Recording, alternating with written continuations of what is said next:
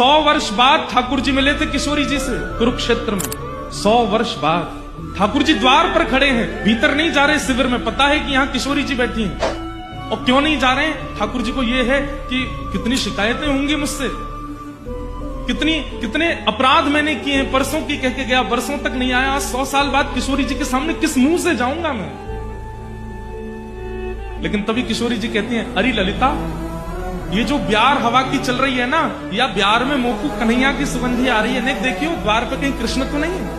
और द्वार जाकर के जैसे देखा तो ठाकुर जी खड़े थे कोने में। जैसे ही ठाकुर जी देखे, शिकायतें तो बहुत थी, कहना तो बहुत था, लेकिन भूल गए, उठ करके तुरंत गई। और 100 वर्ष पहले की श्री किशोरी जी की प्रीति में और 100 वर्ष के विरह के बाद के आज की किशोरी जी की प्रीति में तनिक अंतर नहीं है। तुरंत हाथ पकड़ करके, आओ श्याम सुंदर।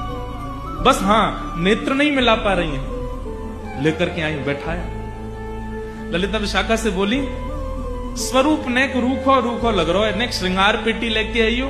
और श्रृंगार पेटी लेकर के ठाकुर जी का श्याम सुंदर का श्रृंगार कर रही है किशोरी जी। यहाँ पत्रावली बना, क्योंकि अब द्वारिकाधीश बन गया, पत्रावली तो करते नहीं ठाकुर जी, पत्रावली बना रही है।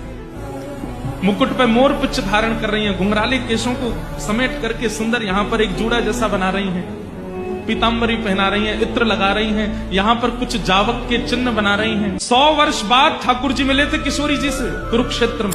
100 वर्ष बाद ठाकुर जी द्वार पर खड़े हैं, भीतर नहीं जा रहे शिविर में। पता है कि यहाँ किशोरी जी बैठी हैं, और क्यों नहीं जा रहे हैं? ठाकुर जी को यह है कि कितनी शिकायतें होंगी मुझसे, कितने अपराध मैंने किए हैं, परसों की कह के गया, बरसों तक नहीं आया, 100 साल बाद किशोरी जी के सामने किस मुंह से जाऊंगा मैं?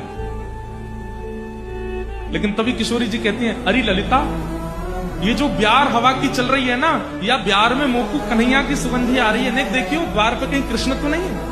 और द्वार जाकर के जैसे देखा तो ठाकुर जी खड़े थे कोने में। जैसे ही ठाकुर जी देखे, शिकायतें तो बहुत थी,